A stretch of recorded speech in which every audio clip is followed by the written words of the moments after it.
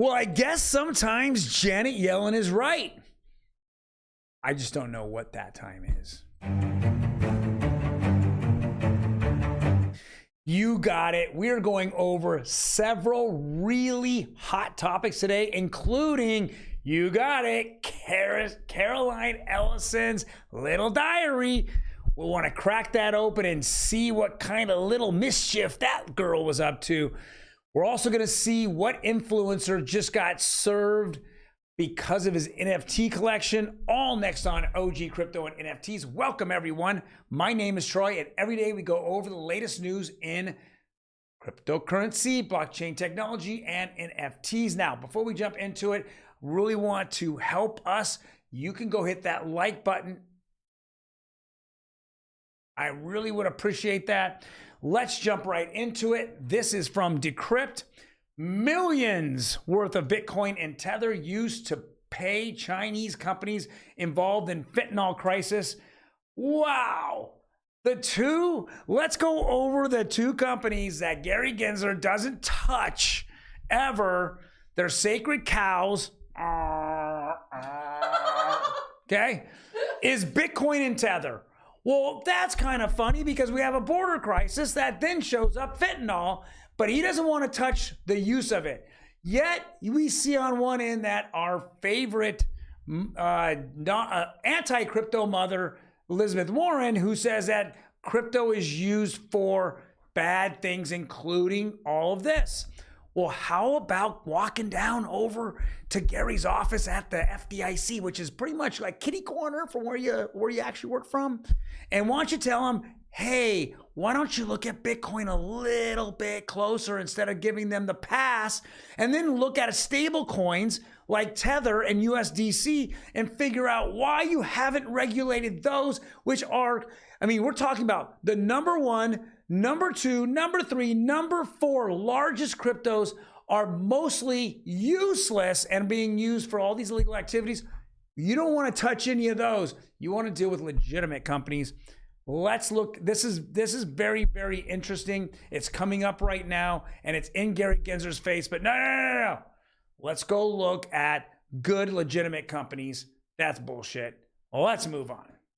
Well, a company that we have mixed feelings on here at the OG Crypto and NFT office and studio is Coinbase. This is what's coming out of Coinbase. SEC has no intention of providing clear rules for crypto. We knew this from minute one. We already know that it doesn't take much money to get Mr. Gensler to change his mind. MIT, when he sat on the sidelines when there was no work for him because there was a red team was in office, he then said that 75% of crypto is a commodity. But then the blue team gets in, and what does he do? He says all of them are securities. So we're just seeing all this double talk from this guy. This is what's happening. He's trying to hurt the on and off ramps of crypto, meaning how do I buy crypto? I have to go to exchange. And here is the largest exchange left in the United States, Coinbase, and they want to do all they can so you can't buy through Coinbase. Sooner or later, you're going to have introduction into the NASDAQ and then to some of the bigger financial companies like JP Morgan, Morgan Stanley, BlackRock. They're all going to be able, you'll be able to buy it through them, and then you'll be able to leave it on their platform so they can make money off it, and not only you, but they can make money off of you too. All right, I'm obsessed. I'm bringing on our producer, Emi. Hey, Emi, how you doing? I'm good, how are you? I am obsessed. Are you obsessed? Not with this lady. Okay, well, I mean, we're talking about what is in the diary of Caroline Ellison. This is from The Byte, and we are just dying to see what's in it. Okay, so back when the whole FTX implosion first went down, we did cover when it first came out that Caroline Ellison did have a Tumblr, which is a blog, if you don't know what that is, that they suspected to be hers. They were able to confirm it, and then they started pulling stuff from it to possibly use as evidence. Well, allegedly, they found a diary along with this Tumblr. And a Tumblr diary? Yeah, I don't know if they found a physical diary or if she had like because in Tumblr you had stuff where you could save it but not publish it. I don't know if she was like writing posts and just saving them. Now, I'm not a Tumblr, so is Tumblr a blog for pictures and words or just words? Yeah. So it was one of the original blog hosting websites where you could post, I want to say it was picture, word, video. That's it. Okay. Yeah. Maybe music? I don't remember. Okay. It's been a long time. But this has nothing to do with FTX. All she does is talk about how her views on like an extreme version of polyamory are what she believes to be correct. Can you explain it like you're talking to a boomer? She wants to have sex with whoever she wants to have sex with, and then she wants to rank her partners in a hierarchy. Sounds like someone that should be running a $20 billion company. Did she rank her employees? Probably. Yeah. This weird. This is what you get when you have people with no experience taking control and just lying about everything they do just to get people's money and to blow right through it. That's what it comes off to me. Now, are we? Let me ask you your opinion here, producer Emi. You think we'll ever see or hear of any of this as it comes out in the trial? I hope. I hope so. As boomers say for many years, inquiring minds want to know. Yeah. I wanna know all the weird details. Like, I don't really care about I don't really care about how they screwed over the investors. Like, I know that's bad. I don't really want details on that. I want details on them and all their grime and all the crazy shit they did in the Bahamas before it all. Oh, hold on. So do you I want it like TMZ think style? Do you think that Sam Bankman-Fried is hot? Oh God, no. Okay, wait, where do you think she ranked him? I mean, let's just move on. Okay. All right, influencer served settlement demand via NFT. This is very, very interesting. And so we kind of covered this a little bit before. Mm-hmm. There was a Ben coin that came out.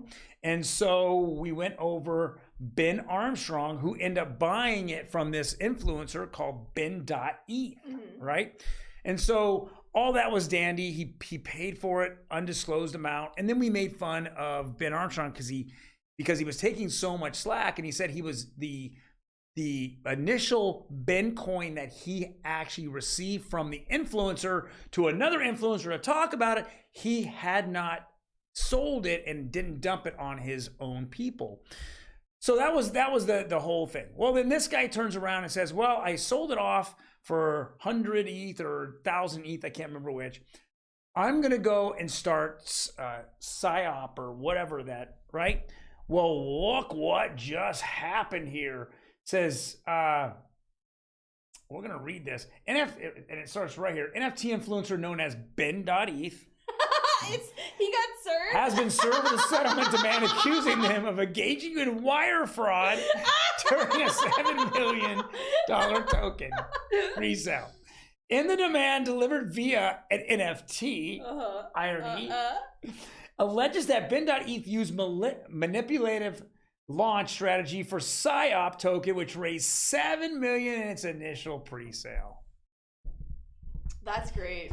Now, what gets me is that you go to a legitimate company, SEC, and you go after Ripple, who sat in your office 3 times, and then you couldn't even, and you told them they weren't a security. Then they were by the Department of Justice says they're a cryptocurrency, CINFIN. Then you have several different departments called it a virtual currency.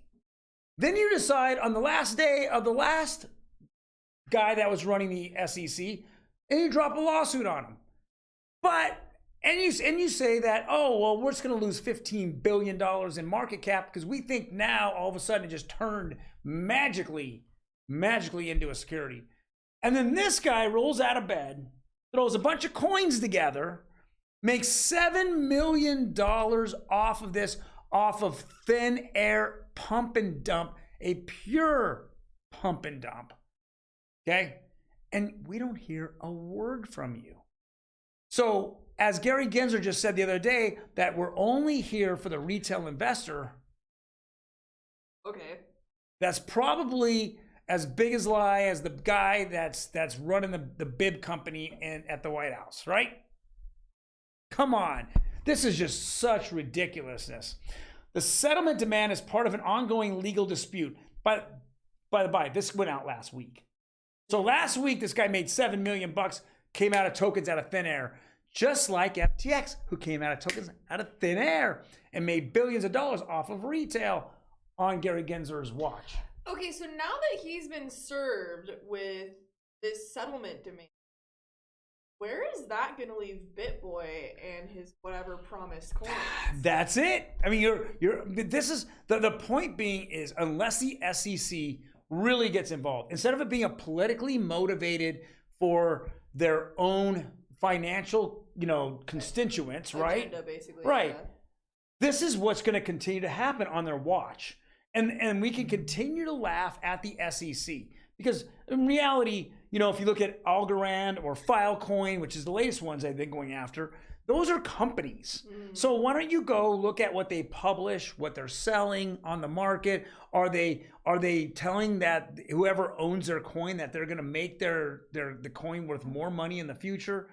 Or do you want to sit there and or you want to sit and then let all of this shit happen right here? Right?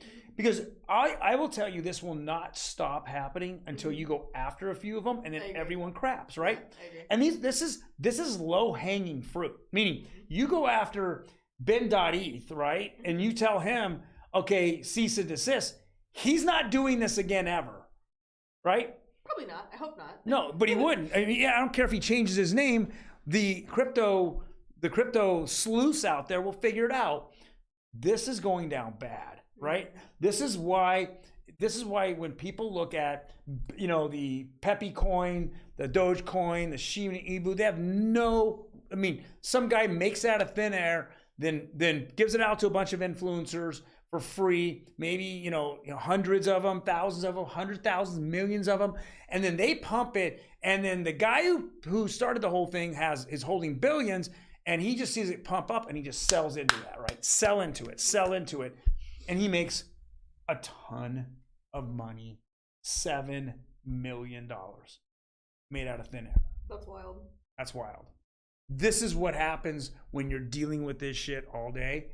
And the SEC will go after a Kardashian who didn't make any money off of what she pushed off of that coin, but she got fined $1.2 million. No, didn't she got some sort of money in the beginning? She got an appearance fee. She got some sort of something. Right, but it was hardly anything compared to the fine. What she had to pay, right, exactly.